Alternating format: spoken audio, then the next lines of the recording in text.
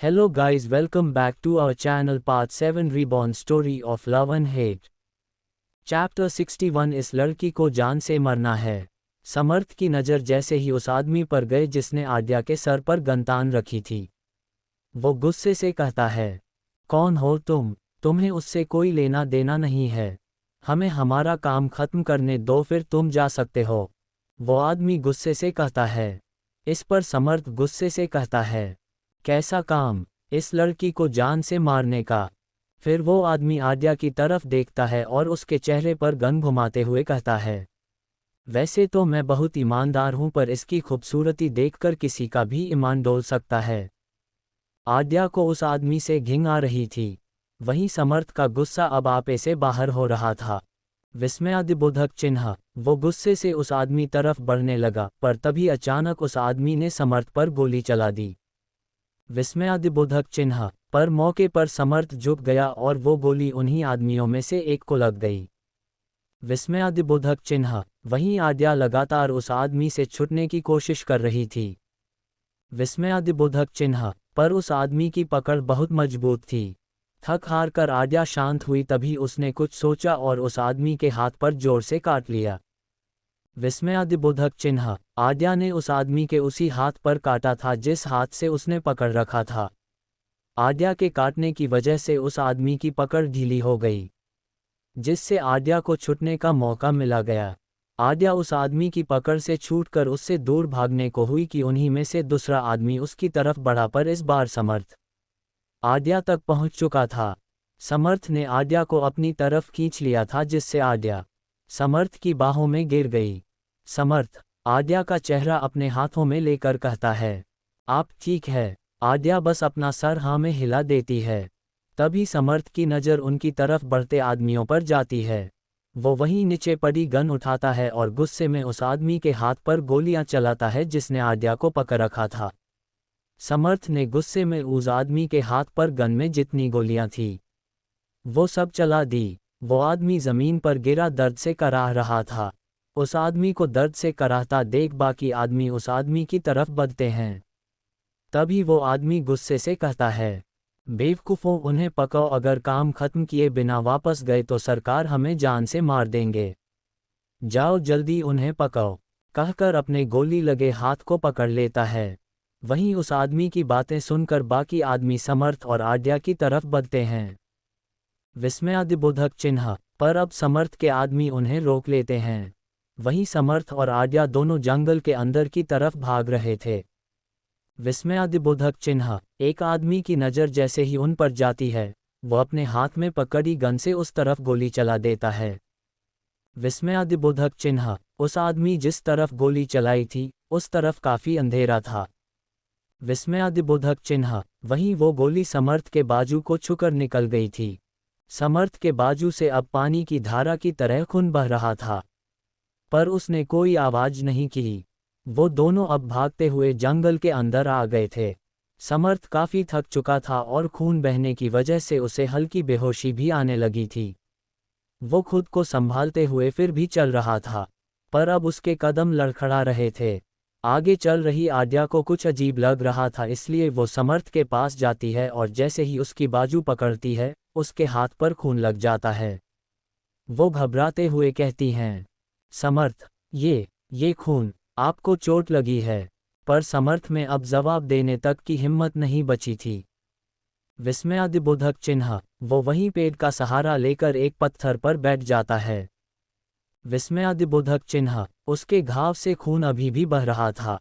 समर्थ अब बेहोश हो चुका था। विस्मयादिबोधक चिन्ह। समर्थ को बेहोश देख आद्या और घबरा जाती है। वो उसके गाल थपथपाते हुए उसे उठाने की कोशिश करती है, पर समर्थ का जवाब ना पाकर उसके आंखों से आंसू बहाने लगते हैं। कुछ सोचकर वो उठती है और अपने आसपास कुछ ढूंढने लगती है। जल्द ही उसे वहां एक नीम का पेड़ दिखता है। वो जल्दी से नीम के कुछ पत्ते तोड़ती है, फिर उसे मसलकर उसे समर्थ के घाव पर लगा देती है। उसके बाद अपनी साड़ी फाड़कर उसे समर्थ के बाजू पर बांध देती है। नीम औषधि होने की वजह से इससे इन्फेक्शन फैलने के चांसेस कम थे और घाव पर कपड़ा बांधने की वजह से अब खून कम बह रहा था। अगली सुबह समर्थ की जब आंख खुली तो अपने आप को अनजान जगह देखकर चौंक गया। वो रात की सारी बातें याद करने लगा, पर अपने बेहोश होने के बाद क्या हुआ ये उसे नहीं पता था। वो अपने आसपास देखता है पर उसे वहां कोई नहीं दिखाई देता। वो एक छोटे से कमरे में था। आपने आसपास आद्या को ना पाकर वो घबरा जाता है।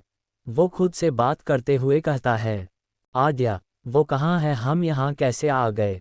कहीं आद्या को उन लोगों ने कुछ? नहीं नहीं, ऐसा नहीं हो सकता, हमें उन्हें ढूंढना होगा। ये सब सोचते हुए वो अपनी जगह से उठता है, पर बाजू में दर्द होने की वजह से वो वापस बैठ जाता है। वो अपनी बाजू पकड़ते हुए धीरे धीरे दरवाजे की तरफ बढ़ता है। वो दरवाजा खोतला उससे पहले ही दरवाजा बाहर से खुल जाता है और आद्या अंदर आ जाती है। आद्या को सही सलामत देखकर समर्थ झट से उसे गले लगा लेता है। वो उसे गले लगा कहता है, कहाँ चली गई थी आप? हम कितना डर गए थे। आप ठीक तो है ना? आपको कहीं चोट तो नहीं लगी ना? ये कहते वक्त वो आद्या को ठीक से देखने लगता है। चैप्टर 62 एक और इम्तिहान पार करना है। आद्या को सही सलामत देखकर समर्थ झट से उसे गले लगा लेता है। वो उसे गले लगा कहता है, कहाँ चली गई थी आप? हम कितना डर गए थे। आप ठीक तो है ना? आपको कहीं चोट तो नहीं लगी ना? ये कहते वक्त वो आद्या को ठीक से देखने लगता है। आद्या को ठीक देखकर उसे तसल्ली हो गई, पर फिर उसे कुछ याद आया और वो आद्या की तरफ देखकर कहता है, ये हम कहाँ हैं? हमें यहाँ कौन लेकर आया है? इससे पहले आद्या जवाब देती, उससे पहले एक अधेड़ उम्र का आदमी उस कमरे आ जाता है। वो आदमी पीछे से कहता है, आपको हम यहाँ लेकर आए हैं। आप इस वक्त बंजारों के कबीले में है। समर्थ हैरानी से कभी उस आदमी को तो कभी आद्या को देख रहा था। फिर वो आदमी कहता है, नमस्ते, हम इस कबीले के मुखिया शंकर है। कल हमारे कबीले के कुछ आदमी जंगल में गए थे, तब उन्हें आप जख्मी हालत में मिले थे, इसलिए वो आपको यहाँ लेकर आ गए। अब आपकी तबीयत कैसी है? जी अब हम ठीक है, समर्थ कहता है। तभी पीछे से एक औरत एक थाल लेकर आते हुए कहती हैं, ठीक कैसे नहीं लगेगा, रात भर इनकी पत्नी इनके पास इनकी देखभाल जो कर रही थी। बेटा बहुत प्यार करती है आपकी पत्नी आपसे। उस औरत की बात सुनकर जहां समर्थ आद्या की तरफ देख रहा था वहीं आद्या अपनी नज़रें इधर उधर घुमा रही थी। तभी कबीले का मुखिया कहता है, इनसे मिलिए, ये है हमारी पत्नी पारुल। समर्थ उनकी तरफ देखकर कहता है, जी नमस्ते और कल हमारी मदद करने के लिए आपका बहुत बहुत धन्यवाद। हम आपका यह एहसान कभी नहीं भूलेंगे। ये सब कहते वक्त समर्थ अपने दोनों हाथ जोड़ लेता है। अरे बेटा, इसमें एहसान कैसा? हमने जो किया वो इंसानियत के नाते किया, वो मुखिया कहता है। तभी मुखिया की पत्नी आद्या की तरफ देखकर कहती हैं, बेटी इसमें तुम्हारे लिए कुछ कपड़े हैं। आपके जैसे तो कपड़े हमारे यहाँ नहीं है, अगर ठीक लगे तो पहन लेना। जी धन्यवाद, हम इन्हें पहन लेंगे, आद्या एक मुस्कान के साथ कहती हैं। अब हमें चलना चाहिए, कहकर दोनों कमरे से बाहर निकल जाते हैं। आद्या भी कपड़े लेकर वहां बने एक दीवार के पीछे चली जाती है। विस्मयादिबोधक चिन्ह। कुछ देर बाद जब आद्या वापस आती है, तब समर्थ अपने फ़ोन में नेटवर्क ढूंढने की कोशिश कर रहा था। विस्मयादिबोधक चिन्ह। पर जैसे ही उसने पायलों की आवाज़ सुनी उसने पीछे मुड़कर देखा तो बस देखता ही रह गया। विस्मयादिबोधक चिन्ह। आद्या ने बंजारों का हरे रंग का राजस्थानी लेहंगा जिस पर छोटे छोटे शीशे लगे थे और साथ में गुलाबी दुपट्टा पहना था। विस्मयादिबोधक चिन्ह। वो अपने चोली की डोरी बंधने की कोशिश कर रही थी। समर्थ आद्या को ही देख रहा था। आद्या ने अभी अभी मुंह धोया था, इस वजह से उसकी गर्दन पर कुछ बाल चिपक चुके थे। समर्थ की नज़र आद्या की गर्दन से होते हुए उसकी खुली कमर पर जाती है। विस्मयादिबोधक चिन्ह। आद्या ने अभी दुपट्टे को पिन नहीं किया था, इस वजह से दुपट्टा सरक चुका था। विस्मयादिबोधक चिन्ह। जिस वजह से उसकी पतली खुली कमर दिख रही थी, पर उसका ध्यान अभी अपनी चोली की डोरी बंधने में था और समर्थ का उस पर। कुछ सोचकर समर्थ उसके पास जाता है। आद्या का ध्यान उसकी तरफ नहीं था। समर्थ जाकर उसके पीछे खड़ा हो जाता है और धीरे से उसे अपनी तरफ खींचता है। फिर वो उसके बालों को कंधे के पीछे करता है और उसके चोली की डोरी बांध देता है। इस वक्त उसकी उंगलियां आद्या की पीठ को छू रही थी। डोरी बांधकर समर्थ उससे दूर खड़ा हो जाता है। आद्या उससे नजरें चुराते हुए कहती हैं, आप मुंह हाथ धो लीजिए, हम अभी आते हैं, कहकर बिना उसके जवाब का इंतजार किए वहां से बाहर चली जाती है। कुछ देर बाद समर्थ फ्रेश होकर बाहर आ जाता है। तभी वहां 5-6 गाड़ियां आकर रुक जाती है। उनमें से एक गाड़ी से उमंग बाहर आ जाता है। वो जल्दी से समर्थ के पास जाकर कहता है, हुकुम रानी सा, आप दोनों ठीक हों? हम कल रात से आपका पता लगाने की कोशिश कर रहे थे, पर हमें आपक कहीं से भी पता नहीं चल रहा था। वो तो अच्छा हुआ हुकुम सा, आपका फ़ोन ट्रेस हो गया, वरना अब भी हम आपको ढूंढ रहे होते। उमंग की बातें सुनकर कबीले का मुखिया आगे आकर कहता है, आप हुकुम सा है, हमें माफ़ कर दीजिए, हम आपको पहचान नहीं पाए। कहकर मुखिया अपने दोनों हाथ जोड़ लेता है। प्लीज़ आप सब माफ़ी मत मांगिए, हमें आपका धन्यवाद करना चाहिए क्योंकि आपने हमारी तब मदद की थी जब हमें उसकी सबसे ज़्यादा ज़रूरत थी। समर्थ उनके हाथ नीचे कर कर कहता है। फिर उमंग उनकी तरफ देखकर कहता है, चले हुकुम सा। रुकिए उमंग, हमें कुछ काम है। आद्या कहती हैं, क्या हुआ आद्या, सब ठीक है? समर्थ आद्या से कहता है, वो यहाँ एक माँ अम्बे का मंदिर है, हम जाने से पहले वहाँ जाना चाहते हैं। आद्या कहती हैं, ठीक है, चले हम भी आते हैं। कहकर समर्थ भी उसके साथ चल दिया। फिर दोनों पास बने मंदिर में चले जाते हैं। मंदिर में समर्थ माँ अम्बे की मूर्ति के सामने हाथ जोड़कर कहता है, बस आद्या को सही सलामत रखिए और हमेशा हमारे पास हमारे साथ रखिए। हम अब उनके साथ हमारी पूरी जिंदगी बिताना चाहते हैं। वहीं आद्या अपने मन ही मन कहती हैं, हमें हमारे फैसले पर खरा उतरने की हिम्मत दीजिए। हम नहीं जानते हमारी किस्मत में इस बार क्या लिखा है, पर इस बार हम खुद को टूटना नहीं देंगे। तभी पंडित जी प्रसाद देते हुए आद्या से कहते हैं, जो फैसला लेना वो सोच समझ कर लेना, तुम्हारा एक फैसला तुम्हारी जिंदगी बदल देगा। आद्या पंडित जी का आशीर्वाद लेती है और मंदिर से बाहर आ जाती है। वहीं पंडित जी समर्थ की तरफ देखकर कहते हैं, सही राह पर जा रहे हो, अभी मुश्किलें खत्म नहीं हुई है, पर हार मत मानना, बस इतना याद रखना अपनी मंजिल के करीब जा रहे हो। माता रानी पर विश्वास रखो, तुम्हें जल्द ही अपनी मंजिल मिलने वाली है, पर एक और इम्तिहान पार करना है। तुम्हारी आंखों में उस इम्तिहान को पार करने की ताकत है। माता रानी रक्षा करेंगी। समर्थ भी पंडित जी का आशीर्वाद लेकर मंदिर से बाहर आ जाता है। कुछ देर बाद समर्थ आद्या दोनों ही अपने आगे के सफ़र के लिए निकल चुके थे। कुछ देर बाद वो मेवाड़ से बाहर आ जाता है। समर्थ अपने फ़ोन में देखता है तो अब उसके फ़ोन में नेटवर्क आ चुका था। फिर वो जैसे ही फ़ोन देखता है तो उस पर लगभग 50 से ज़्यादा मिस्ड कॉल थी। तभी एक बार फिर उसका फ़ोन बजता है। वो जल्दी से फ़ोन उठाता है और दूसरी तरफ की बात सुनकर उसके चेहरे पर परेशानी और चिंता साफ नज़र आ रही थी। हम जल्दी ही पहुंचते हैं, कहकर फ़ोन काट देता है। चैप्टर 63 आद्या का वादा। समर्थ फ़ोन रखने के बाद ड्राइवर से कहता है, गाड़ी की स्पीड बढ़ा दीजिए। आद्या समर्थ की तरफ ही देख रही थी। वो कुछ पूछना चाहती थी। तभी समर्थ उसकी तरफ देखकर कहता है, बाबा हॉस्पिटल में है। 2 दिन से वो बहुत परेशान थे और कल उनके सीने में दर्द हो रहा था। वो कह रहे हैं जब तक वो आपको और हमें सही सलामत नहीं देखेंगे तब तक वो अपनी दवाइयाँ नहीं खाएंगे, इसलिए हमें पहले हॉस्पिटल जाना होगा। आद्या समर्थ की बात सुनकर घबराते हुए कहती हैं, वो ठीक है ना, उनकी दवाइयाँ खाना उनके लिए बहुत इम्पॉर्टेंट है। समर्थ सामने देखते हुए कहता है। वहीं दूसरी तरफ वो आदमी जिसने आद्या को मारने के लिए आदमी भेजे थे, वो गुस्से में अपने घर की सारी चीज़ें तोड़ रहा था। उसके सामने वो आदमी थे जो आद्या को मारने के लिए भेजे थे। वो गुस्से से एक आदमी का गला दबाते हुए कहता है, कहा था मैंने उसे ख़त्म किए बिना अपना चेहरा मत दिखाना, तो यहाँ क्यों आए? पता है ना, सुरेंद्र सिसोदिया अपना काम पूरा ना करने वालों को जिंदा नहीं छोड़ता है।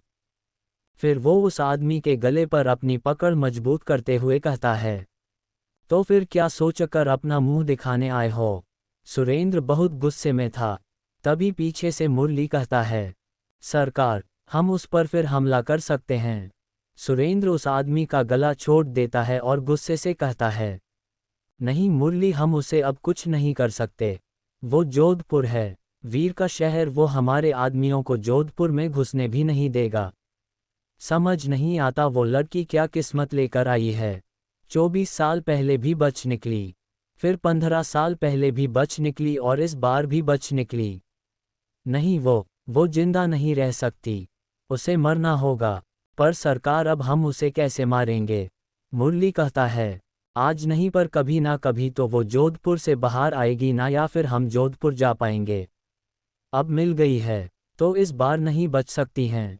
मैंने सुना है उसका और वीर के बेटे का डिवोर्स होने वाला है, उसके बाद उसे मारना और आसान हो जाएगा। सुरेंद्र कहता है, दोपहर का वक्त हॉस्पिटल, समर्थ और आड्या हॉस्पिटल पहुंच चुके थे। वो दोनों भागते हुए वीर जी के रूम की तरफ जाते हैं। उनके रूम के बाहर रक्षित और रोहिणी दोनों खड़े थे। समर्थ और आड्या को वहां आता देख रक्षित जल्दी से उनके पास जाता है। वो समर्थ और आड्या से चिंता से पूछता है, तुम दोनों ठीक हो? तुम दोनों को कहीं चोट तो नहीं आई? समर्थ ने पहले ही रक्षित को सब बता दिया था। समर्थ उसकी तरफ देखकर कहता है, हम दोनों ठीक है। तभी आड्या रक्षित से पूछती है, बाबा सा कैसे है? वो ठीक तो है ना? रक्षित अपना सर ना में हिलाते हुए कहता है, डॉक्टर इलाज कर रहे हैं, पर काका सा दवाइयाँ खाने से मना कर रहे हैं। अब तक वहाँ रोहिणी भी आ चुकी थी। वो रोते हुए कहती हैं, काका सा कह रहे थे जब तक वो आप दोनों से नहीं मिलते तब तक वो अपनी दवाइयाँ नहीं खाएंगे। प्लीज़ आप दोनों जल्दी चलिए। रोहिणी की बात सुनकर दोनों अपना सर हाँ में हिला देते हैं और रूम के अंदर चले जाते हैं।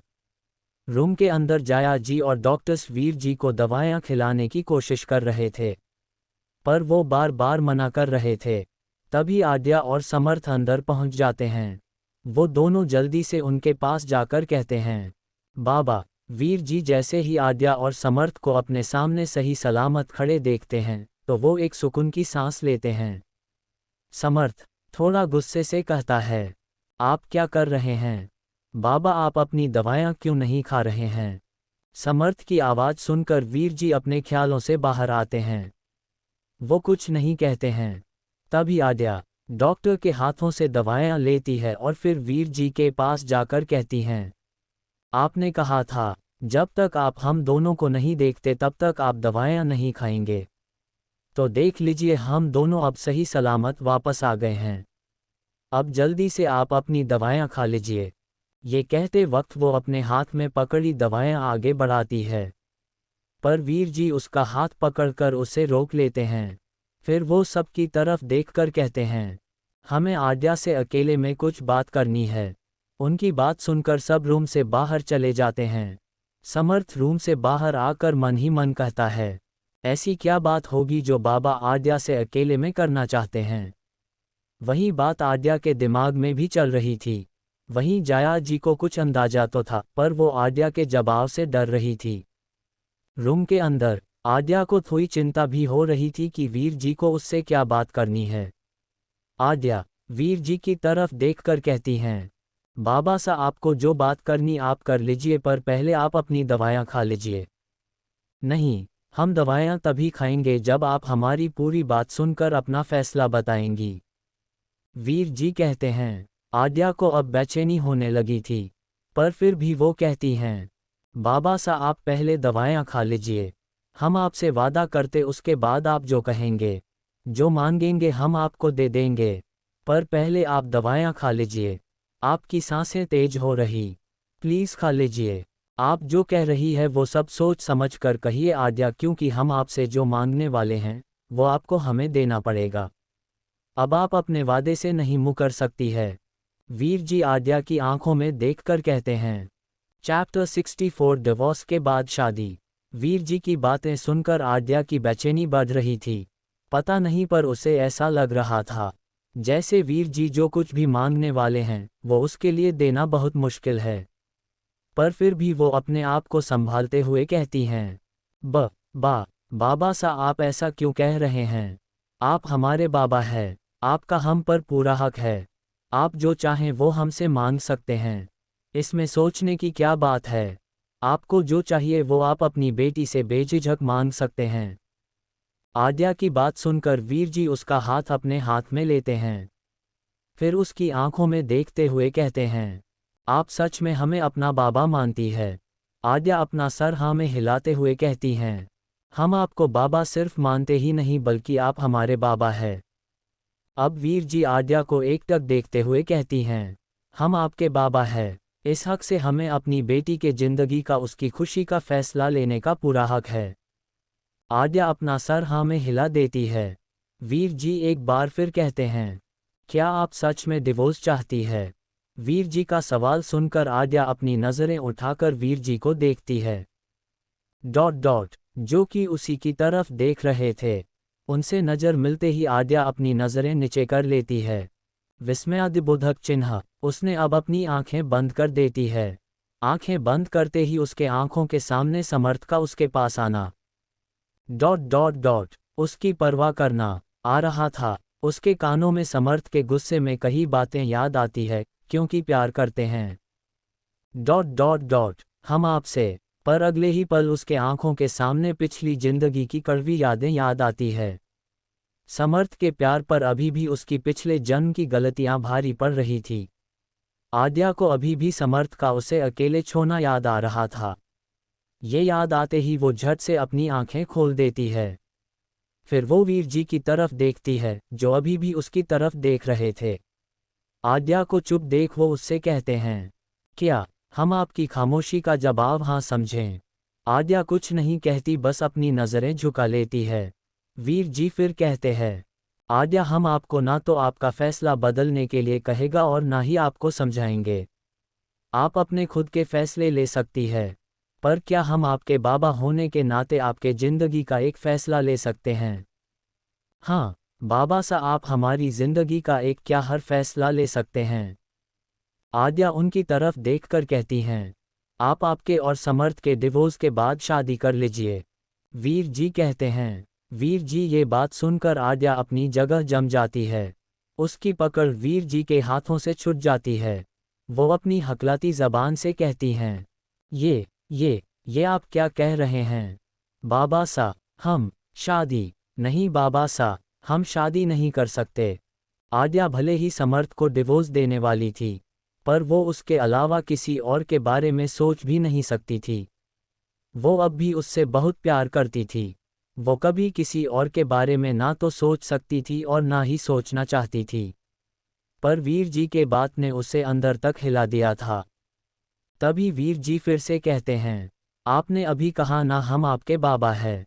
हमें आपके जिंदगी के खुशी के फैसले लेने का पूरा हक है। तो हम उसी नाते आपसे हाथ जोड़कर मांगते हैं। हमें हमारी बेटी की खुशी चाहिए। उसका कन्यादान हमें अपने हाथों से करना है। उसका घर बसते हुए देखना है। आप डिवोर्स के बाद शादी कर लीजिए। आपने हमसे वादा किया था ना हम आपसे जो मांगेंगे वो आप हमें देंगी, तो मान जाए शादी करने के लिए। बाबा सा ये नहीं हो सकता। आप अपनी दवाइयाँ खा लीजिए, हम अभी आते हैं। कहकर वो दरवाजे की तरफ बढ़ गई।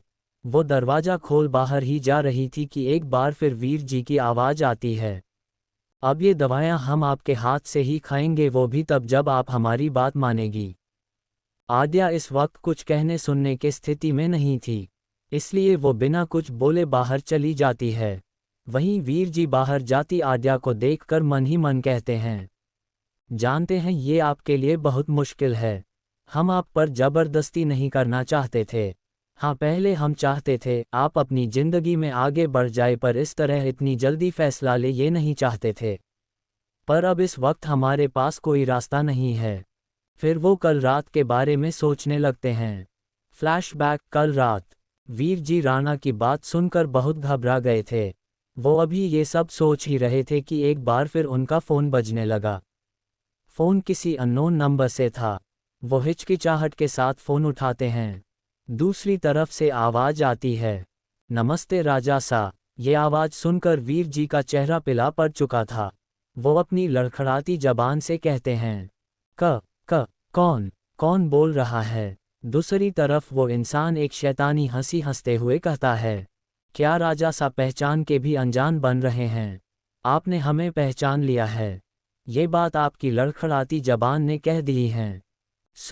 सुरेंद्र, वीर जी डर और गुस्से के मिले जुले भाव से कहते हैं। इस पर सुरेंद्र कहता है, आखिर तुमने मुझे पहचान ही लिया। वैसे इतने सालों बाद भी तुम मुझे मेरी आवाज़ से ही इतने अच्छे से पहचानते हो, मानना पड़ेगा। तुमने हमें फ़ोन क्यों किया है? वीर जी गुस्से से कहते हैं, ये बताने के लिए मुझे मेरी चीज़ मिल गई है। कल तक तुम्हारे पास उसकी लाश पहुंच जाएगी। वैसे मानना पड़ेगा, क्या दोस्ती निभाई है। पूरे 24 साल अपने दोस्त की अमानत को छुपा रखा, उसे संभाल कर रखा। पर देखो, शायद भगवान भी मुझ पर मेहरबान है, इसलिए तो वो खुद चलकर मेरे पास आ गई। सुरेंद्र गुस्से से कहता है, तुम अब क्यों उसके पीछे पड़े हो? तुम्हें जो चाहिए था वो तुमने पहले ही ले लिया है। अब क्यों उसका पीछा कर रहे हो? वीर जी गुस्से में कहते हैं, उसे तो मरना ही है, पर तुम इस वक्त उसकी नहीं, अपने बेटे की चिंता करो। तुमने 24 साल पहले उसे छुपाकर बहुत बड़ी गलती की है और अब उसकी सज़ा तुम्हारे बेटे को भुगतनी पड़ेगी। अब उसके साथ वो भी मरेगा। वैसे अगर वो आज बच भी गई तो भी तुम उसे कैसे बचाओगे, क्योंकि तुम्हारा बेटा तो उसे डिवोर्स दे रहा है। तब तो वो तुम सबसे दूर चली जाएगी, तब कौन उसे बचाएगा? तब तो वो अकेले रहेगी। कहकर जोर जोर से हंसने लगा। वीर जी कुछ कहते उससे पहले फ़ोन कट हो चुका था। वीर जी अब पूरी तरह से पसीने में भीग चुके थे। उनके कानों में सुरेंद्र की कई सारी बातें गूंज रही थी। अचानक उनके सीने में एक तेज दर्द हुआ और वो वहीं गिर गए। गुना गुना गुना गुना फ्लैशबैक एंड गुना गुना गुना गुना। ये सब बातें याद कर वो खुद से कहते हैं, अगर आप अकेली रही तो वो आप तक आसानी से पहुंच जाएगा। वहीं आद्या जब बाहर आई, उसके चेहरे पर कोई भाव नहीं थे। जाया जी उसके पास आकर कहती हैं, आद्या और समर्थ महल चले जाए, आप दोनों थक गए होंगे। आद्या बस हाँ में सर हिला देती है। चैप्टर 65 आप किसी से प्यार करते हैं। समर्थ और आद्या दोनों महल के लिए निकल जाते हैं।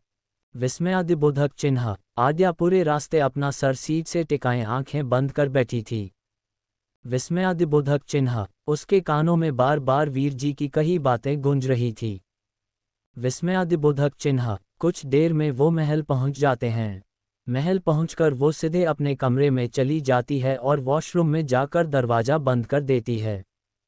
विस्मयादिबोधक चिन्ह। वो शोवर ऑन करती है। उसके नीचे बैठी जाती है। शोवर का ठंडा पानी उसके ऊपर गिर रहा था और वो अपना सर घुटनों के ऊपर रख वीर जी की बातें सोच रही थी। जैसे वो बातें सोचती है, वैसे ही उसे लग रहा था उसका सर दर्द से फट जाएगा। उसकी आंखें पूरी लाल हो चुकी थी। उसे नहीं पता था वो पानी की वजह से हुई है या उसकी आंखों से बह रहे आंसुओं से। उसके कानों में अभी भी बस वही बातें चल रही थी।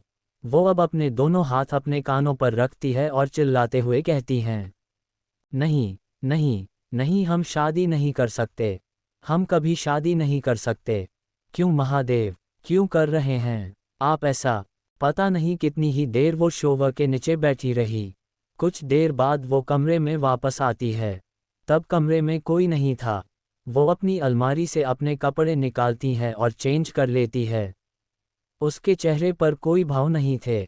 वो चेंज कर बेड पर लेट जाती है और अपनी आंखें बंद कर सोचती है, चाहे कुछ भी हो पर हम शादी नहीं करेंगे।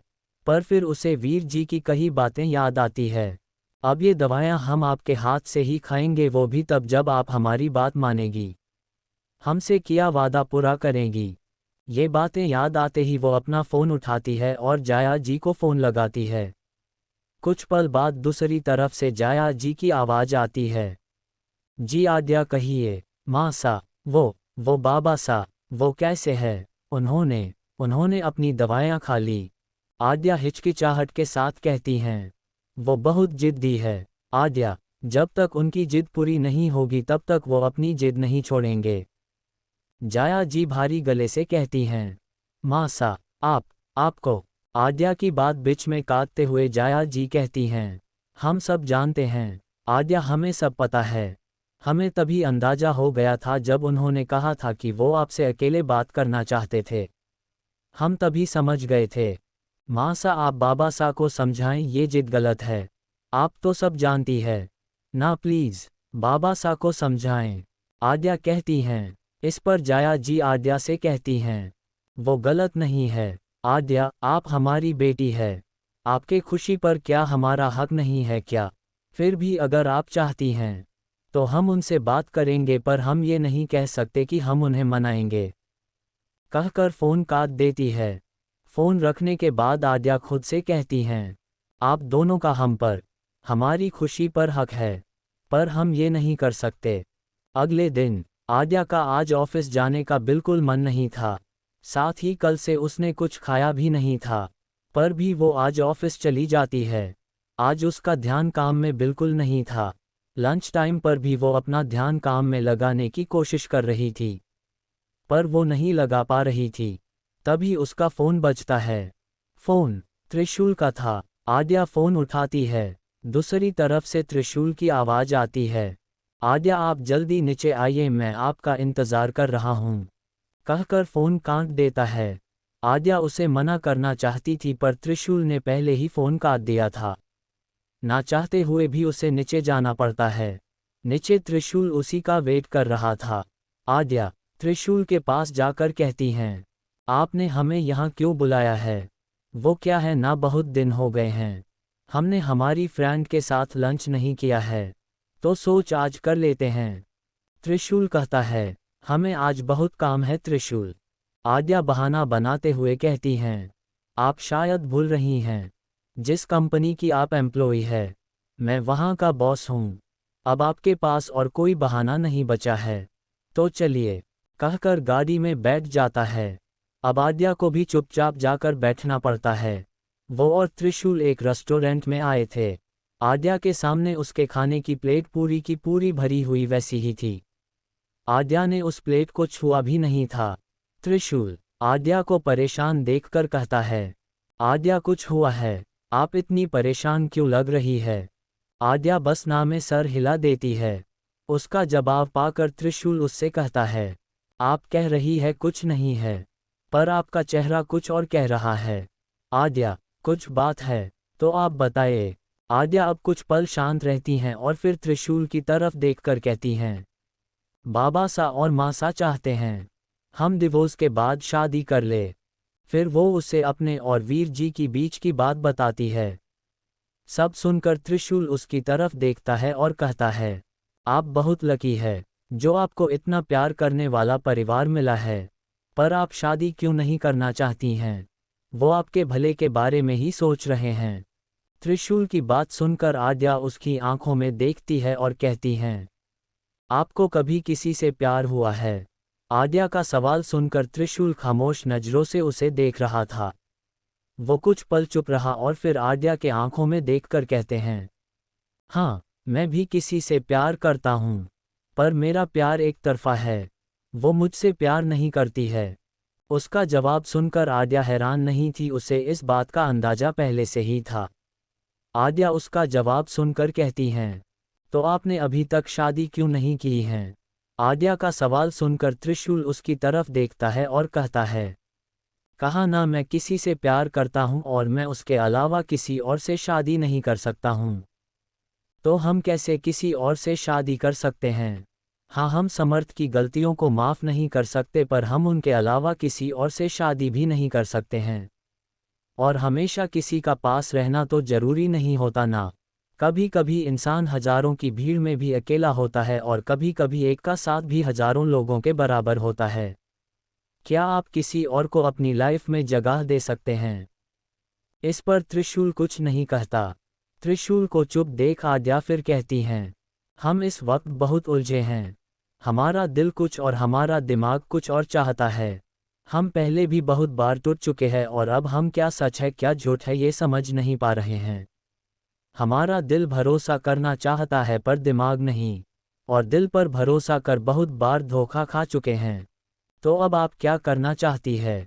आपके बाबा सा तब तक दवाएं नहीं खाएंगे जब तक आप उनकी बात नहीं मानेगी। त्रिशूल कहता है, वही हमें समझ नहीं आ रहा है। आद्या कहती हैं। तभी उसका फ़ोन बजता है। चैप्टर 66 सजा। आद्या और त्रिशूल बैठे बात कर रहे थे। आद्या त्रिशूल की तरफ देखकर कहती हैं, हमें कुछ समझ नहीं आ रहा है, हम क्या करें। अगर हमारी वजह से बाबा सा को कुछ हो गया तो हम कभी खुद को माफ़ नहीं कर पाएंगे। पर वो जो कह रहे वो भी तो मन नहीं कर सकते। पर आपको कुछ फैसला लेना तो होगा ना आद्या। अगर आपके बाबा सा ने अपनी जिद नहीं छोड़ी तो। त्रिशूल आद्या की तरफ देखकर कहता है। आद्या कुछ कहती उससे पहले ही उसका फ़ोन बजता है। फ़ोन पर माँ सा नाम फ्लैश हो रहा था। आद्या जल्दी से फ़ोन उठा लेती है। वो कुछ कहती उससे पहले ही दूसरी तरफ से जाया जी के रोने की आवाज़ आती है। वो अपनी लड़खड़ाती जबान से कहती हैं, आद्या वो वीर की तबीयत बहुत खराब हो रही है। डॉक्टर वो कह रहे हैं अगर उन्होंने अपनी दवाएं नहीं खाए तो उन्हें ICU में भी शिफ्ट करना पड़ेगा। प्लीज़ आद्या जल्दी आ जाए और उन्हें दवाएं खिला दीजिए। जाया जी की बातें सुन आद्या की आंखों में नमी तैर जाती है। वो हड़बड़ाहट के साथ कहती हैं, हम अभी आ रहे हैं माँ सा, आप बिल्कुल चिंता मत कीजिए। कहकर फ़ोन काट देती है और हड़बड़ी में अपना पर्स उठाते हुए कहती हैं, त्रिशूल हमें अभी जाना होगा। बाबा सा, उनकी तबीयत बिगड़ती जा रही है। अगर उन्होंने दवाएं नहीं खाई तो कुछ भी हो सकता है। हम जाते हैं। कहकर वहाँ से जाने को हुई कि त्रिशूल उसे रोकते हुए कहता है, रुकिए आद्या, हम आपको हॉस्पिटल छोड़ देते हैं। कहकर वो भी उसके साथ चल देता है। आद्या को अब खुद पर गुस्सा आ रहा था। अगर वो उन्हें प्यार से समझाती तो शायद वीर जी मान भी जाते। कुछ ही देर में दोनों हॉस्पिटल पहुंच जाते हैं। आद्या जल्दी से वीर जी के कमरे की तरफ बढ़ती है। कमरे के बाहर उसे जाया जी खड़ी दिखती है। समर्थ को शायद उन्होंने बुलाया नहीं था या उसे आने में देर हो रही थी, पर उनके कमरे के बाहर सिर्फ जाया जी ही खड़ी थी। आद्या जल्दी से उनके पास जाती है। आद्या उनके पास जाकर कहती हैं, माँ सा, बाबा सा वो कैसे है अब। जाया जी रोते हुए उसके गले लग जाती है और कहती हैं, अगर उन्होंने अभी अपनी दवाएं नहीं खाई तो। कहते कहते वो फिर रोने लगती है। फिर वो आद्या से अलग होती है और उसके सामने अपने दोनों हाथ जोड़कर कहती हैं, आद्या, आज तक आपने बिना मांगे इतनी खुशियां दी हैं। आज तक हमने आपसे कुछ नहीं मांगा, पर आज आपकी ये माँ सा आपके सामने अपने हाथ जोड़कर कुछ मांगती है। प्लीज़ आद्या, वीर की बात मान लीजिए और उन्हें दवाएं खिला दीजिए प्लीज़। कहकर वो रोने लगती है। आद्या अपने आंसू पोंछते हुए कहती हैं, ये आप क्या कर रही हैं माँ सा, प्लीज़ ऐसा मत कीजिए। आप इधर बैठिए, हम बाबा सा को दवाएं देकर आते हैं। कहकर वो अंदर चली जाती है। जब वो अंदर आई तो वीर जी लंबी लंबी सांसें ले रहे थे। साइड में दो डॉक्टर उन्हें दवाएं देने की कोशिश कर रहे थे, पर वो उनकी बात नहीं मान रहे थे। आद्या उनके पास जाती है और उनकी तरफ देखकर कहती हैं, बाबा सा प्लीज़ आप दवाइयाँ खा लीजिए। प्लीज़ देखिए आपकी तबीयत खराब हो रही है। पहले आप वादा पूरा की जी। वीर जी अपनी उखती सांसों को काबू करने की कोशिश करते हुए कहते हैं। उनका पूरा सेंटेंस टूट रहा था। अब उनकी सांसें और तेज हो चुकी थी और वो बार बार लंबी सांसें लेकर खुद को होश में रखने की कोशिश कर रहे थे। आद्या अपने बहते आंसुओं को पोंछती है और वीर जी की तरफ दवाएं बढ़ाकर कहती हैं, बाबा सा प्लीज़ आप दवाएं खा लीजिए। प्लीज़ हम आपकी सारी बातें मानेंगे, आप जो कहेंगे वो करेंगे। पर प्लीज़ आप पहले ये दवाएं खा लीजिए प्लीज़।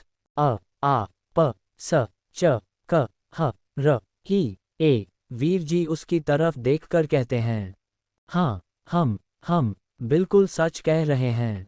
प्लीज़ बाबा साहब, आप ये दवाएं खा लीजिए। कहकर उन्हें दवाएं खिलाने लगती है। इस बार वीर जी दवाएं खा लेते हैं। फिर डॉक्टर उन्हें एक इंजेक्शन लगाते हैं, जिसकी वजह उन्हें अब नींद आने लगी थी। आद्या भावहीन चेहरे से कमरे बाहर आती है। उसके बाहर आते ही जाया जी उसके पास आती है और कहती हैं, वो ठीक है। आद्या अपनी हामी भरते हुए हॉस्पिटल से बाहर चली जाती है। त्रिशूल अभी भी हॉस्पिटल में था। आद्या का चेहरा देखकर उसने अंदाजा लगा लिया था। आद्या बिना कुछ बोले गाड़ी में बैठ जाती है। इस वक्त वो आगे की सोचकर परेशान थी। त्रिशूल ने भी इस वक्त उसे अकेले छोड़ना ही सही समझा। दिन तेजी से बीत रहे थे, साथ ही सबकी बेचैनी भी बढ़ रही थी। विस्मयादिबोधक चिन्ह। अब डिवोर्स होने में सिर्फ एक हफ्ता ही बचा था। वीर जी हॉस्पिटल से डिस्चार्ज लेकर महल वापस आ गए थे। विस्मयादिबोधक चिन्ह। समर्थ इस वक्त अपने काम बहुत बिजी था, पर बेचैन तो वो भी था। उसकी और आद्या की बातें अब बहुत कम होती थी। अब आद्या पहले जैसे बेरुखी से बातें तो नहीं करती थी। पर जब से वो उस दिन हॉस्पिटल से आई थी, तब से वो जैसे हंसना ही भूल गई थी। समर्थ को अभी कुछ पता नहीं था। आज समर्थ को कुछ काम से राजस्थान के बाहर जाना था। वो अब 6 दिन बाद आने वाला था। आद्या बालकनी में खड़ी आधे चांद को देख रही थी। आज चांद आधा था। समर्थ अपने काम से राजस्थान से बाहर चला गया था। आज वो कमरे में अकेली थी। उसकी आंखों में आंसू थे। वो चाहकर भी किसी को दिखा नहीं पा रही थी। वो अपनी आंखें बंद करती है और खुद को समेटकर खड़ी हो जाती है। तभी उसे अपनी कमर पर किसी का हाथ महसूस होता है। ये हाथ समर्थ का था। समर्थ उसे पीछे से बाहों में भरता है और अपना चेहरा उसके कंधे पर रख कहता है, क्यों खुद से लड़ रही है? खत्म कर दीजिए ये सब। आपको अभी भी ये लगता है हम आपका दिल फिर से तोड़ेंगे? आप क्यों हमसे दूर जाना चाहती है?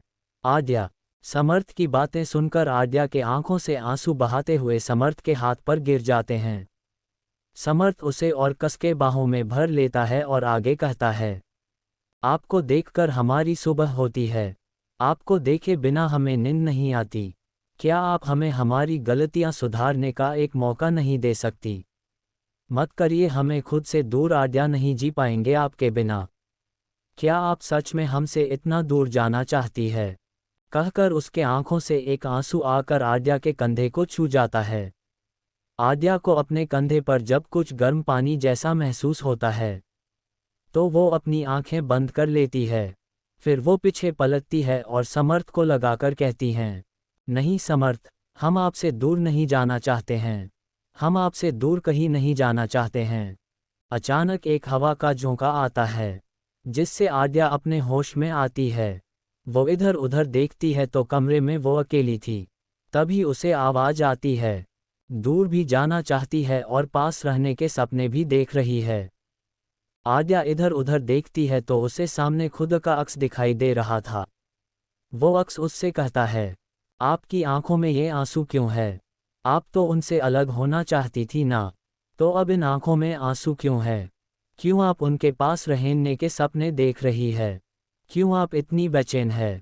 आप जैसा चाहती थी वैसा हो रहा है, तो अब आपकी इन आंखों में इतनी उदासी क्यों है? हाँ, हम चाहते थे उनसे अलग होना, क्योंकि उन्होंने हमारा दिल तोड़ा था, हमारी आत्मा को ठेस पहुंचाई थी। आद्या अपने बहते आंसुओं को पोंछते हुए कहती हैं, इसलिए आप उनका भी दिल तोड़ना चाहती थी। आद्या का अक्स उस पर हंसते हुए कहता है। इस पर आद्या गुस्से से कहती हैं, ऐसा कुछ नहीं है, हम उनके साथ क्यों करेंगे ऐसा? वो अक्स हंसता है और कहता है, ऐसा ही आद्या, इसलिए जब समर्थ ने अपने प्यार का इजहार किया तो अपने उन्हें उसी प्यार की कसम दे दी। विस्मयादिबोधक चिन्ह। आपको आपके गुस्से और जिद के आगे उनकी परवाह, फिक्र, प्यार कुछ भी दिखाई नहीं दिया। आद्या, उन्हें तो शायद ये तक पता नहीं होगा कि आपके गुस्से की नाराज़गी की वजह क्या है। जो हुआ उस जन्म में हुआ और उसकी सज़ा आप उन्हें इस जन्म में दे रही है। पर एक बात याद रखिए, आप उन्हें जो सज़ा दे रही है, वो सज़ा समर्थ के साथ साथ आपको भी मिलने वाली है। अभी भी वक्त है, रोक दीजिए ये सब। आद्या सामने देखती है तो वहाँ कोई नहीं था। चैप्टर 67 राज का खुलना। देखते ही देखते ये हफ्ता भी बीत गया। विस्मयादिबोधक चिन्ह। इस एक हफ्ते में आद्या के दिल के जो जज्बात अपने अंदर कहीं छुपा रखे थे वो बाहर आ चुके थे। विस्मयादिबोधक चिन्ह। उसने समर्थ से बात कर सब ठीक करने का सोच लिया था। विस्मयादिबोधक चिन्ह। वो अब बस समर्थ के वापस आने का इंतजार कर रही थी। विस्मयादिबोधक चिन्ह। आज समर्थ आने वाला था। वहीं दूसरी तरफ समर्थ भी यही सोच रहा था। विस्मयादिबोधक चिन्ह। पर वो कुछ परेशान था। वो गाड़ी में थकान की वजह से वो सीट से सर टिकाए आंखें बंद कर आराम कर रहा था। विस्मयादिबोधक चिन्ह। उसकी आंख लग चुकी थी। उसे नींद में फिर वही धुंधली तस्वीरें और आवाजें सुनाई दे रही थी। विस्मयादिबोधक चिन्ह। आखिर में उसके कानों में आद्या की एक चेख हर बार की तरह सुनाई देती है और वो झट से अपनी आंखें खोल देता है। विस्मयादिबोधक चिन्ह। वो अब अपने इस सपने से परेशान हो गया था। वो हर बार इस सपने को समझने की कोशिश कर रहा था। ... पर सवाल वही था। उसे अब वो सपना याद कर बेचैनी हो रही थी। विस्मयादिबोधक चिन्ह। वो लोग अभी जोधपुर के सीमा पर थे। समर्थ खुद को शांत करते हुए खिड़की से बाहर देख रहा था। विस्मयादिबोधक चिन्ह। अचानक उसकी नज़र एक बंद पड़ी फैक्ट्री पर जाती है। उसे ऐसा लग रहा था वो इस फैक्ट्री को अच्छे से जानता है। विस्मयादिबोधक चिन्ह। पता नहीं क्यों पर उसे उस फैक्ट्री को देखकर एक बेचैनी और एक अजीब सा डर लग रहा था। विस्मयादिबोधक चिन्ह। वो अपनी आंखें बंद करता है तो इस बार उसके आंखों के सामने कुछ धुंधली तस्वीरें थोड़ी साफ दिखाई दे रही थी। विस्मयादिबोधक चिन्ह। उसे वही फैक्ट्री दिखाई दे रही थी पर अभी भी वो तस्वीरें पूरी तरह से साफ नहीं थी। वो झट से अपनी आंखें खोलता है। उसकी उलझन अब और बढ़ चुकी थी। वो अपना सर फिर से सिर से टिका लेता है। तभी अचानक उसे राज्याभिषेक के दिन पंडित जी की बातें याद आती है। वो ड्राइवर से गाड़ी पहाड़ी वाले मंदिर की तरफ बढ़ने के लिए कहता है। उसने सोच लिया था आज वो कुछ भी हो जाए अपने सारे सवालों के जवाब लेकर रहेगा। कुछ देर में वो मंदिर पहुंच जाता है। वो मंदिर के अंदर जाते ही महापंडित जी को ढूंढने लगता है पर वो शायद आज वहां नहीं थे। फिर वो पास ही से गुजर रहे महंत जी से पूछता है। नमस्ते महंत जी, क्या आपको पता है महापंडित जी कहाँ है? महंत जी अपने हाथ जोड़कर कहता है। नमस्ते हुकुम सा, महापंडित जी तो आज मंदिर नहीं आए हैं। अगर आपको कुछ जरूरी बात करनी है तो आपको मंदिर की पीछे छोटी पहाड़ी है, वहाँ उनका साधना केंद्र है। वहाँ वो अपनी साधना करते हैं। वो जरूर वहीं होंगे। समर्थ महंत जी की बात सुनकर कहता है। बहुत बहुत धन्यवाद महंत जी। कोई नहीं हुकुम सा, कहकर वो आगे बढ़ जाते हैं। समर्थ को आज किसी भी कीमत पर अपने सवालों के जवाब चाहिए थे। विस्मयादिबोधक चिन्ह। वो भी महापंडित जी की साधना केंद्र की तरफ बढ़ जाता है। विस्मयादिबोधक चिन्ह। कुछ देर में जब वो वहां पहुंचता है तो हैरान रह जाता है। विस्मयादिबोधक चिन्ह। वहां बस एक छोटी सी कुटिया थी पर आसपास बहुत हरियाली थी।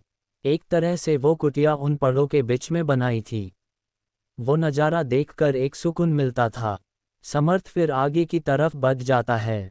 वो अभी आगे आया ही था कि उसकी नज़र महापंडित जी पर जाती है जो वहीं एक बड़े पत्थर पर आंख बंद करके बैठे थे। समर्थ अब उनके पास जाता है। जब महापंडित जी को किसी के पास होने का एहसास होता है तो वो अपनी आंखें खोल देते हैं। वो समर्थ की तरफ देखते हैं और फिर कहते हैं। आगे तुम, पता था मुझे तुम आओगे अपने सवालों के जवाब लेने। समर्थ महापंडित जी की बात सुनकर हैरानी से उन्हें देख रहा था। तभी महापंडित जी फिर कहते हैं। जिन सवालों के जवाब ढूंढ रहे हैं वो तुम्हें तोड़ भी सकते हैं। हिम्मत होगी तो ही जान पाओगे। हमें जानना है क्यों हमें वो सब दिख रहा है, क्यों हमें वो आवाज़ें आ रही है। हमें सब जानना चाहते हैं। समर्थ महापंडित जी के आंखों में देखकर कहता है। ठीक है, महापंडित जी कहते हैं और अपनी कुटिया के अंदर बढ़ जाते हैं। साथ ही समर्थ को भी अंदर आने का इशारा करते हैं। दोनों ही कुटिया के अंदर आ चुके थे। फिर महापंडित जी एक कोने में जाते हैं जहां बहुत सारे ग्रंथ और किताबें रखी थी। उनमें से वो एक बहुत पुरानी किताब निकालते हैं जो अब ज़रा फट चुकी थी। साथ ही उस पर धूल भी लगी थी। फिर महापंडित जी वो किताब समर्थ के तरफ बढ़ाते हैं। फिर कहते हैं, सब जानने से पहले इस किताब के 12वें अध्याय को पढ़ लेना। फिर तुम अपने सवालों के सारे जवाब लेने आना। मैं बाहर हूँ, कहकर वो फिर से कुटिया के बाहर चले जाते हैं। उनके बाहर जाने के बाद समर्थ उस किताब का 12वां अध्याय निकालता है, जिस पर बड़े अक्षरों में लिखा था पुनर्जन्म। उसे समझ नहीं आ रहा था उन्होंने उसे ये क्यों पढ़ने के लिए दिया, पर वो अब बिना ज़्यादा सोचे पढ़ने लगता है। उसे ज़्यादा कुछ समझ तो नहीं आ रहा था पर वो पढ़ रहा था। कुछ देर बाद समर्थ बाहर आ जाता है और महापंडित जी के पास जाता है। समर्थ महापंडित जी की तरफ देखकर कहता है, आपने हमें वो सब क्यों पढ़ने के लिए कहा? हम यहाँ हमारे सवाल लेकर आए हैं। समर्थ की बात सुनकर महापंडित जी मुस्कुराते हैं और कहते हैं, कहो क्या सवाल है तुम्हारे? हमें वो सब क्या और क्यों दिखाई सुनाई दे रहा है? समर्थ बेसब्री से पूछता है। उसकी बात सुनकर महापंडित जी उसका हाथ अपने हाथ में लेते हैं और एक मौली बांध देते हैं। फिर वो उसका हाथ और कसकर पकड़ते हैं और कहते हैं, कुछ भी हो पर अपने हाथ पीछे मत खींचना और अपनी आंखें बंद रखना। उनकी बात सुनकर समर्थ अपनी आंखें बंद कर देता है। विस्मयादिबोधक चिन्ह। अब महापंडित जी कुछ मंत्र पढ़ने लगते हैं। वो जैसे जैसे मंत्र पढ़ रहे थे वैसे वैसे समर्थ को अब तक दिख रही धुंधली तस्वीरें साफ हो रही थी। विस्मयादिबोधक चिन्ह। उसे अब सब साफ साफ दिखाई और सुनाई दे रहा था। उसे वो सब दिखाई दे रहा था।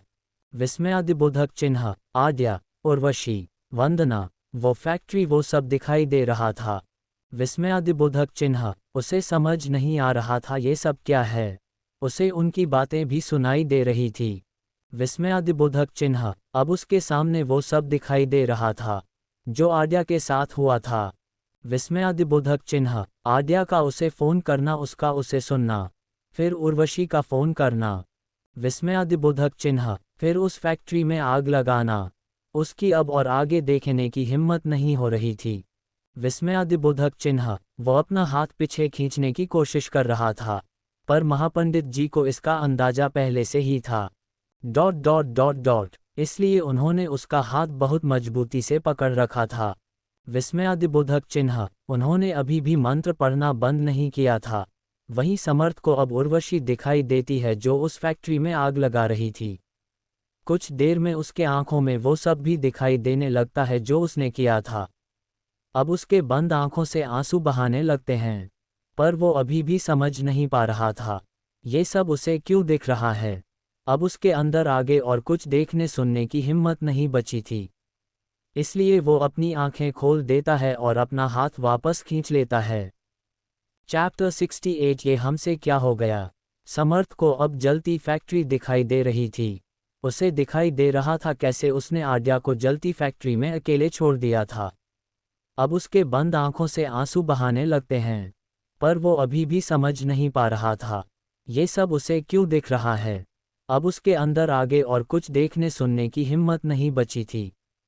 इसलिए वो अपनी आंखें खोल देता है और अपना हाथ वापस खींच लेता है। उसकी आंखों से आंसू बह रहे थे। उसका दिल जोर से धक रहा था। उसने अपनी कांपती आवाज में कहा, ये सब क्या, क्यों? महापंडित जी उसकी आंखों में देखकर कहते हैं, जो तुम देख रहे थे, जो तुम्हारे सवाल थे, ये उनका जवाब है। वो मर कर आई है। उसके साथ गलत हुआ था, इसलिए वो सब ठीक करने आई थी। तुमने वो अध्याय पढ़ा है, उसमें साफ लिखा है, जब किसी सच्चे इंसान के साथ गलत होता है, उसकी इच्छा, प्यार अधूरा रहता है, तब भगवान उसे और एक मौका देता है, और इस बार मौका सिर्फ उसे ही नहीं तुम्हें भी मिला है। अपनी गलतियों को सुधारने का जाओ, सुधारो अपनी गलियां। महापंडित जी की बातें सुनकर समर्थ हैरानी से कहता है, मतलब वो ये उनका दूसरा, वो आगे कुछ नहीं कह पाता है। उसके लिए ये सब किसी सपने जैसा था। हाँ, दूसरा जन्म है, वो फिर आई है। इस बार उसे मत दुखाना, इस बार वो गई तो वापस कभी नहीं आएंगी। महापंडित जी उसकी बात पूरी करते हुए कहते हैं, पर ये सब हमें क्यों दिखा? समर्थ हैरान परेशान होकर कहता है, तुम उसकी मोहब्बत हो और जब तुम्हें अपने प्यार का एहसास होने लगा तो तुम्हें उसके दर्द का भी एहसास हो रहा था। तुम भी वो दर्द हर रोज जीते थे जो दर्द वो जीती थी। अब तुम्हें तुम्हारे सारे सवालों के जवाब मिल चुके हैं। ये मौली मत उतारना, जाओ, अभी तुम्हें बहुत कुछ देखना और जीतना है, कहकर वो अपने साधना में चले जाते हैं। समर्थ आज खुद को बहुत हारा हुआ महसूस कर रहा था। उसे बार बार आद्या से कही अपनी बातें याद आ रही थी। उसका उसे अकेले छोड़ना याद आ रहा था। ये सब याद कर उसके आंखों से फिर एक बार आंसू बह जाते हैं।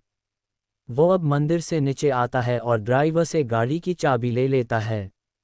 फिर अपने बॉडीगार्ड्स की तरफ बिना देखे कहता है, हमारे पीछे आने की कोई ज़रूरत नहीं, हम कल तक महल पहुंच जाएंगे, कहकर गाड़ी में बैठ जाता है। वो इस वक्त अकेले रहना चाहता था। समर्थ गाड़ी लेकर निकल चुका था।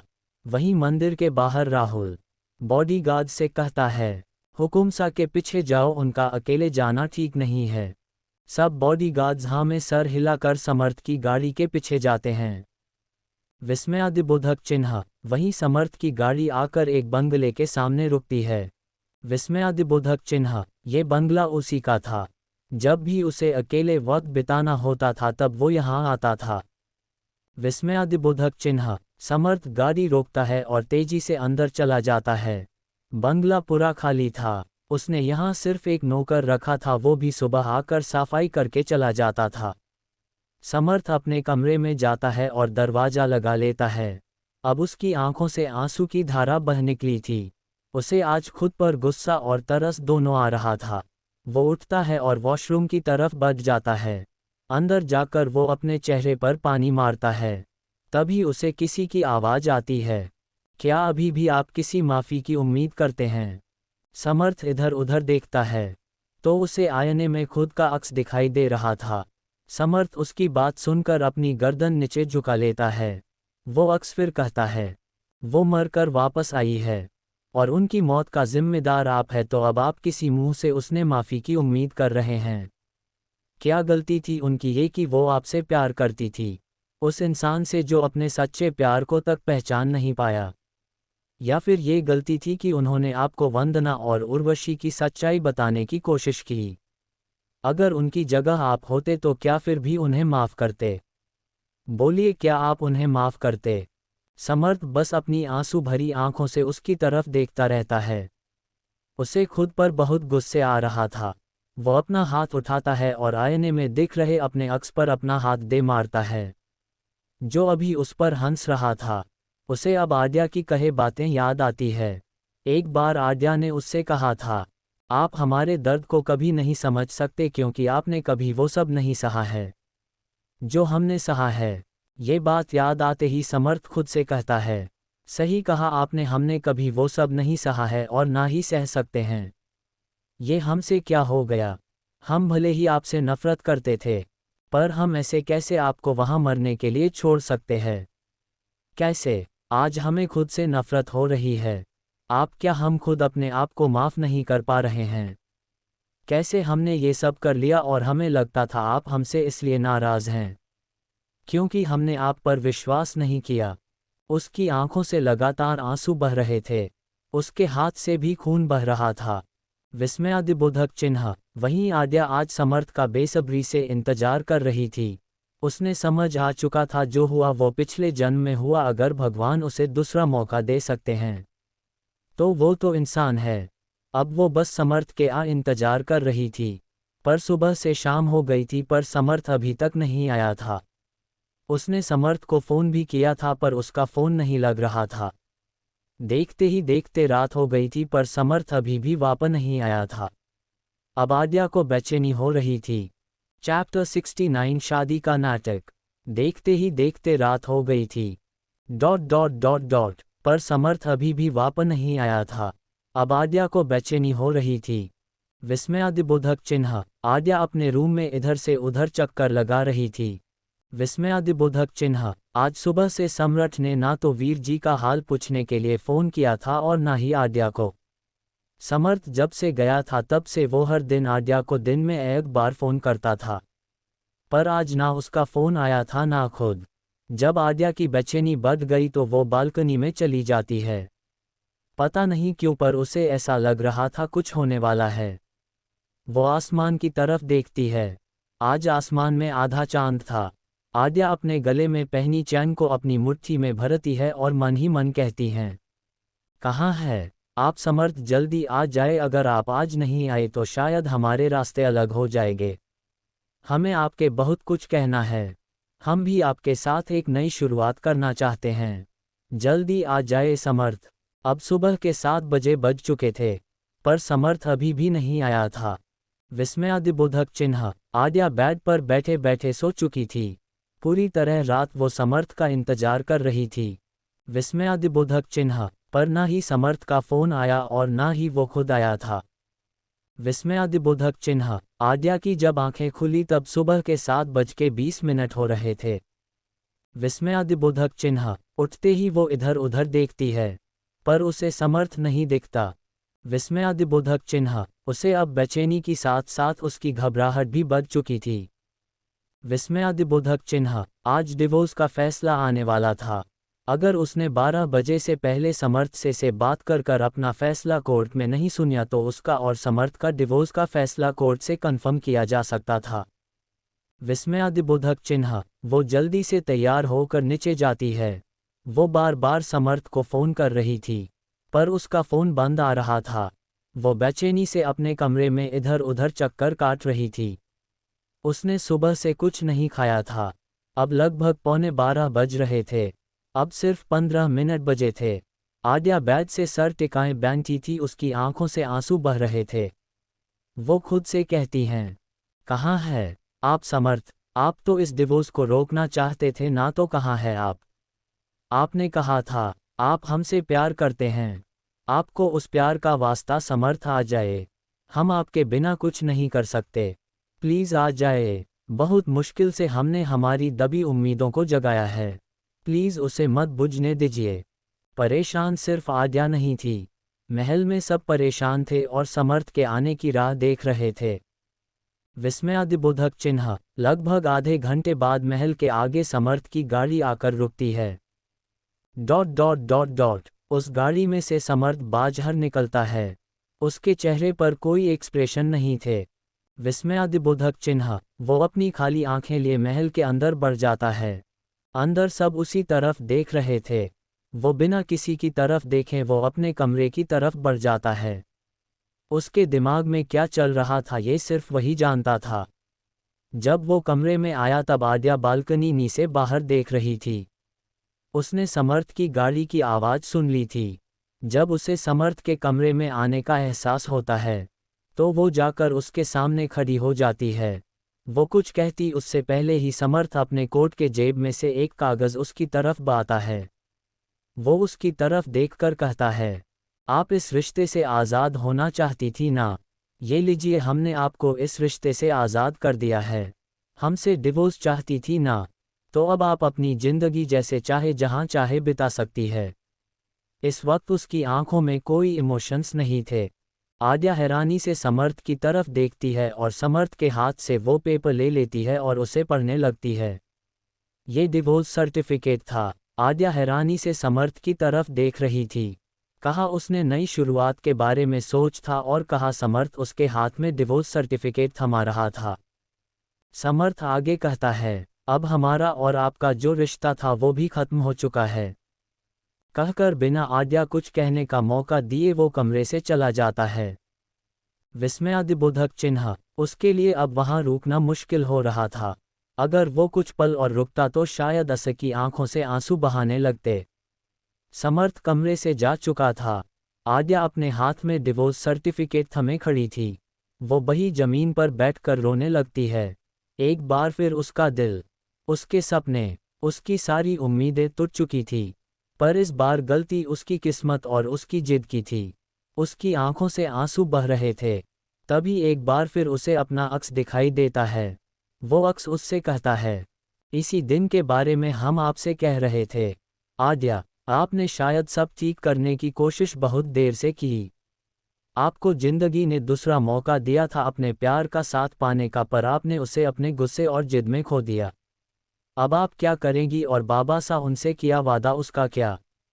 बाबा सा ने तो आपके रिश्ते की बात करना भी शुरू कर दिया है। क्या आप बाबा सा से किया वादा पूरा कर पाएगी? 5 दिन बाद। आद्या को महल छोड़े 5 दिन हो गए थे। वो अभी शुभम के उस घर में रह रही थी। जहां वो पहले रहती थी। आज आद्या बहुत दिनों बाद ऑफिस जा रही थी। वो अभी तैयार ही हो रही थी कि उसके फ़ोन पर वीर जी का फ़ोन आता है। आद्या हिचकिचाहट के साथ फ़ोन उठाती है।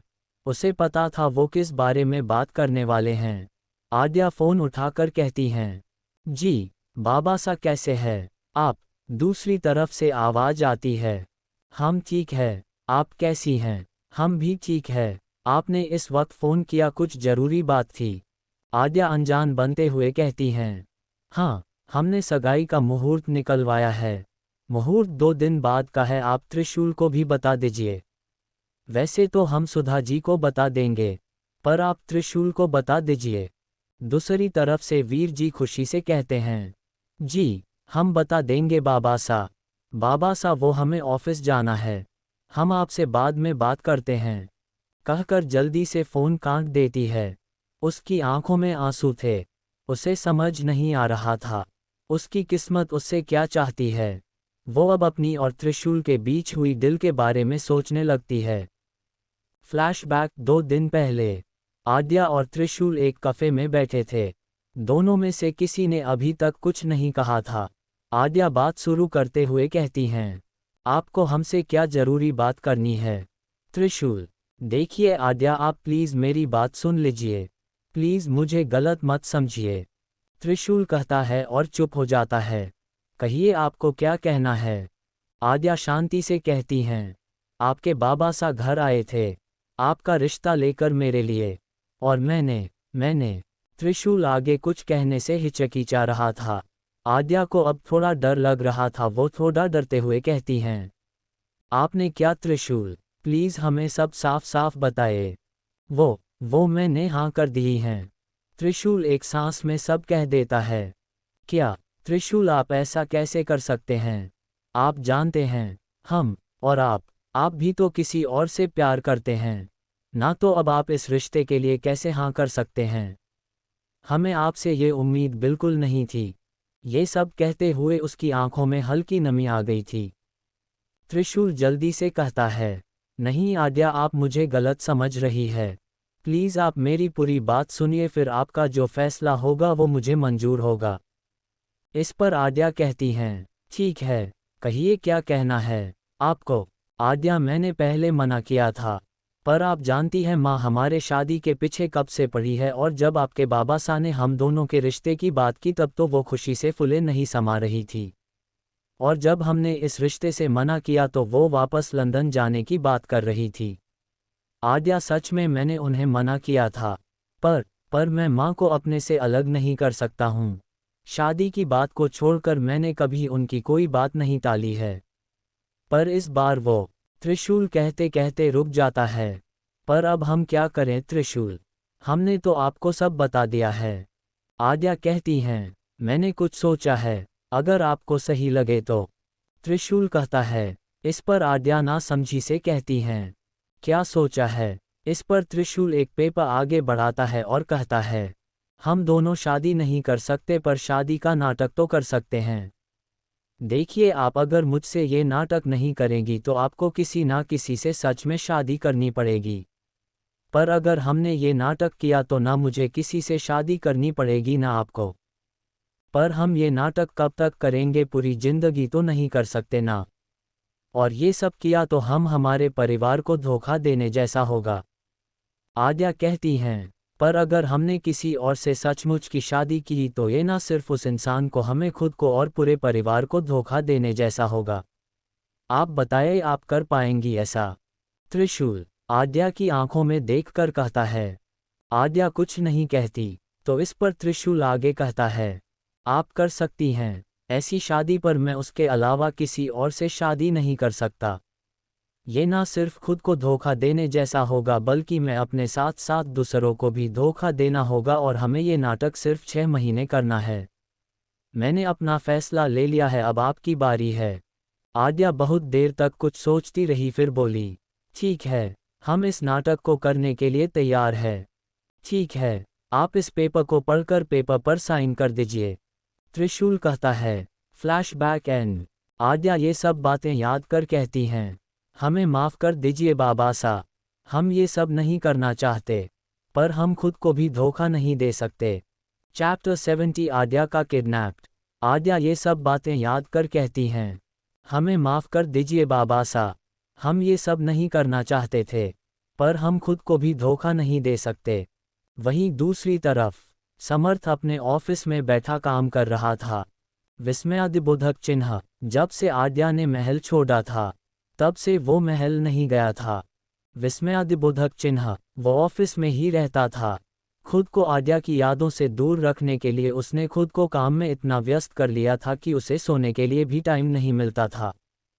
विस्मयादिबोधक चिन्ह। पर उसके इस बिहेवियर की वजह से ऑफिस के बाकी लोग डरे हुए थे। खासकर राहुल, उसे समर्थ से बहुत डर लगता था। समर्थ कब किस चीज़ का गुस्सा उस पर निकाल दे, इस बात के डर से वो उसके केबिन में जाना तक अवॉइड करता था। आज समर्थ के टेबल पर इतनी फाइल्स थी कि उन फाइल्स के पीछे से उसे देख पाना भी मुश्किल हो रहा था। पर समर्थ को इस बात से कुछ फर्क नहीं पड़ रहा था। तभी उसके केबिन का दरवाज़ा खुलता है। वो इंसान बिना पूछे अंदर आया, इस बात का एहसास होते ही समर्थ गुस्से से कहता है, गेट आउट। पर वो इंसान नहीं जाता है। उस इंसान को अभी भी अपने केबिन में देख समर्थ गुस्से से कहता है, आई सेड गेट आउट। तभी वो इंसान समर्थ के सामने आकर खड़ा होता है। वो इंसान रक्षित था। रक्षित गुस्से से समर्थ को घूरते हुए कहता है, हाँ, अब तू मुझे भी निकाल दे यहाँ से, सबको निकाल दे। आप वापस कब आए? अभी तो आने में आपको वक्त था ना। समर्थ अपनी फाइल पढ़ते हुए कहता है, हाँ, पर अब खुद पर गुस्सा आ रहा है। काश गया ही ना होता तो कम से कम तुझे ये बेवकूफ़ी नहीं करने देता।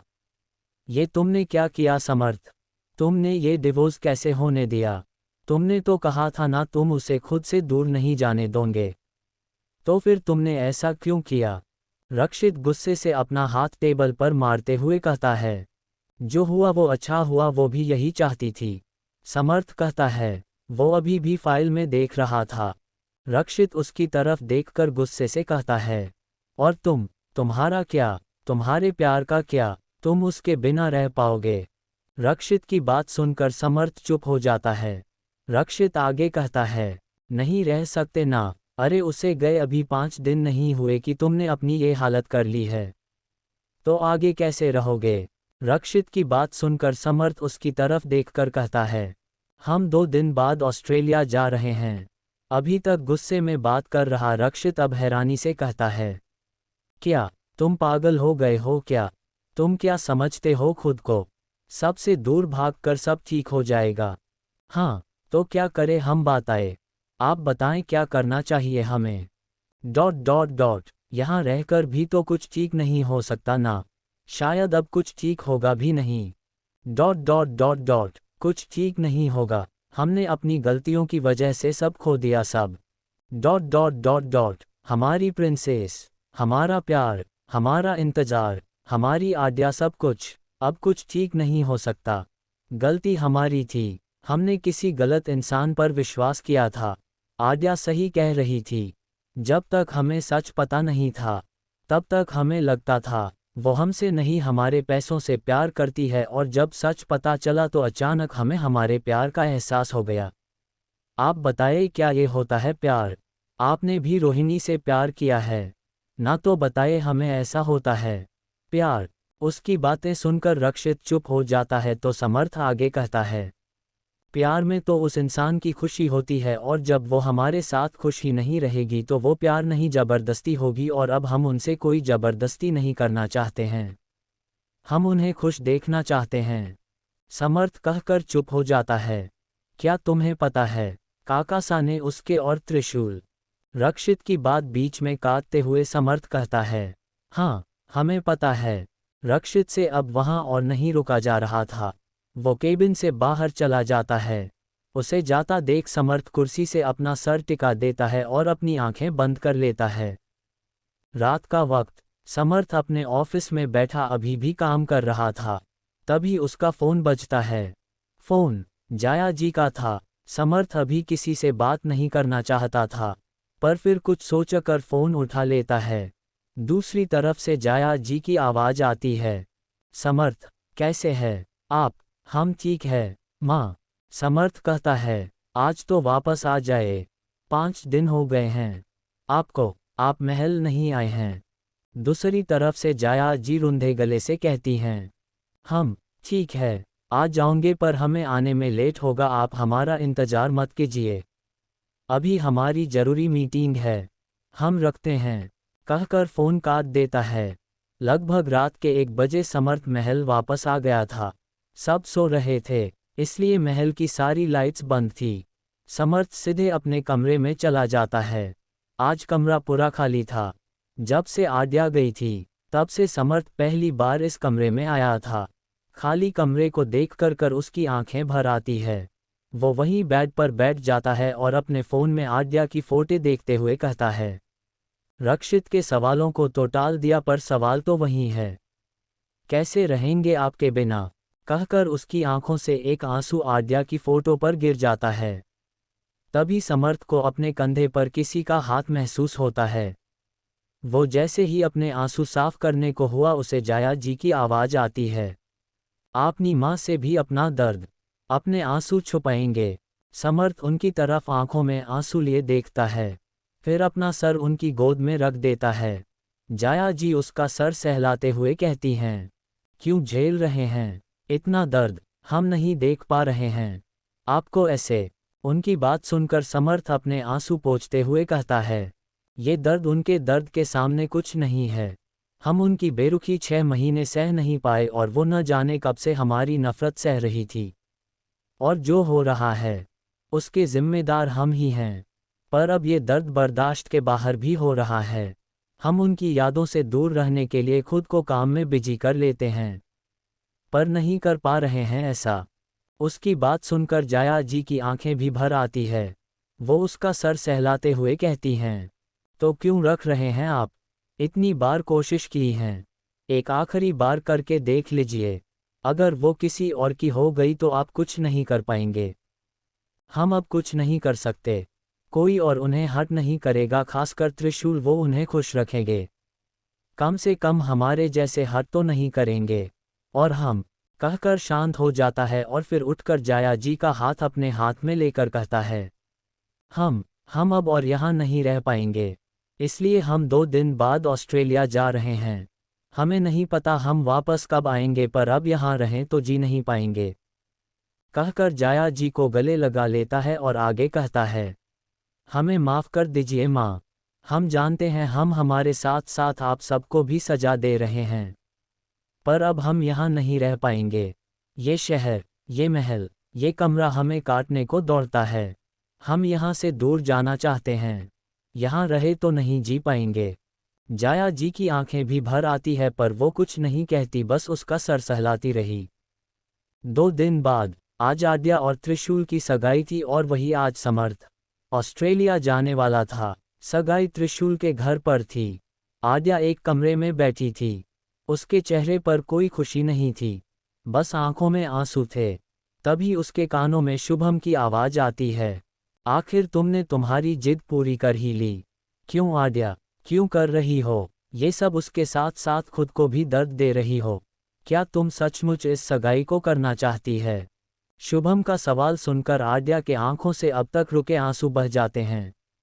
आद्या की आंखों में आंसू देख शुभम कहता है, तुम्हारा जवाब तुम्हारे इन आंसुओं ने दे दिया है। इस पर आद्या अपने बहते हुए आंसुओं को पोंछते हुए कहती हैं, हमने सब ठीक करने की कोशिश बहुत देर से की और तब तक सब खत्म हो चुका था। अब हम कुछ नहीं कर सकते हैं, हमने बाबा सा से वादा किया है, कहकर चुप हो जाती है। उसकी बात सुनकर शुभम गुस्से से कहता है, तो अब क्या तुम जबरदस्ती किसी ऐसे इंसान से शादी करोगी जिससे तुम प्यार नहीं करती? आद्या कुछ नहीं कहती। आद्या को कुछ ना कहता देख शुभम वहां से गुस्से में चला जाता है। वो बाहर आकर किसी को ढूंढने की कोशिश कर रहा था। थोड़ी ही दूर उसे वर्तिका दिखाई देती है, जो रोहिणी के साथ खड़ी थी। शुभम उन दोनों के पास जाता है और गुस्से से कहता है, क्या समझते हैं ये दोनों खुद को जिंदगी को खेल समझ रखा है? प्यार होकर भी दूर जा रहे हैं, पर हम क्या कर सकते हैं? ना भाभी सा मान रही है और ना भाई सा। रोहिणी उदासी से कहती हैं, अगर आद्या नहीं मान सकती तो समर्थ को मानना होगा। कहाँ है वो? रक्षित उन दोनों की तरफ देखकर कहता है। इस पर वर्तिका जवाब देती है, कैसे? भाई साहब तो ऑस्ट्रेलिया जा रहे हैं, शायद अब तक एयरपोर्ट के लिए निकल भी चुके होंगे। वर्तिका का जवाब सुन शुभम कहता है, ये सगाई नहीं होगी, मैं ये सगाई नहीं होगी दूंगा। कहकर वो बाहर की ओर चला जाता है। कुछ देर बाद समर्थ एयरपोर्ट पर अपने वीआईपी एरिया में बैठा था। उसके हाथ में फ़ोन था जिसमें आद्या की फ़ोटो थी। वो उसके को पर हाथ फेर रहा था। तभी पीछे से शुभम की आवाज़ आती है, समर्थ। समर्थ जैसे ही पीछे मुड़ता है, शुभम उसके गाल पर थप्पड़ मार देता है। समर्थ हैरानी से उसकी तरफ देख रहा था। तभी शुभम गुस्से से कहता है, तुमने फिर ऐसा क्यों किया समर्थ? क्यों तोड़ी फिर उसकी उम्मीदें? हमने क्या किया है? आप किसकी बात कर रहे हैं? समर्थ नासमझी से कहता है, आद्या की। क्यों तोड़ी उसकी उम्मीदें? वो आपके साथ नई शुरुआत करने वाली थी और आपने क्या किया, उसके हाथ में डिवोर्स सर्टिफिकेट थमा दिया। शुभम की बात सुनकर समर्थ नज़रें चुराते हुए कहता है, वो भी यही चाहती थी।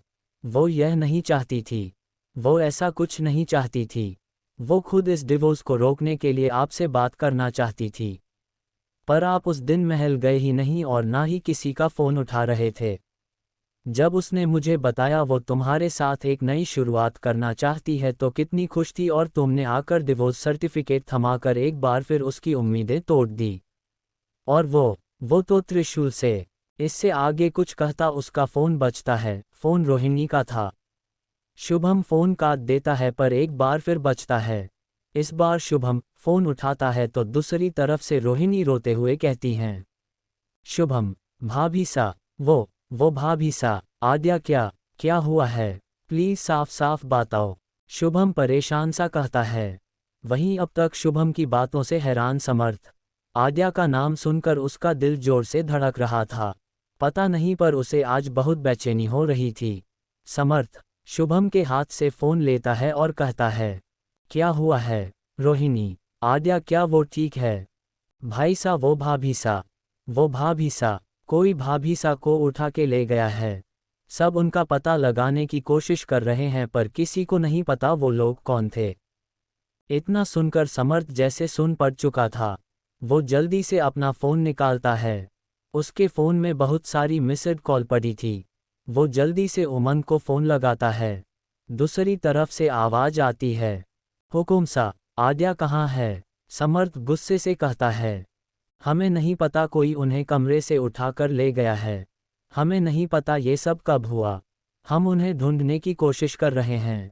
उमंग डरते हुए कहता है, पूरे राजस्थान में हमारे आदमी फैला दो। आद्या को कुछ नहीं होना चाहिए। कहकर फ़ोन काट देता है।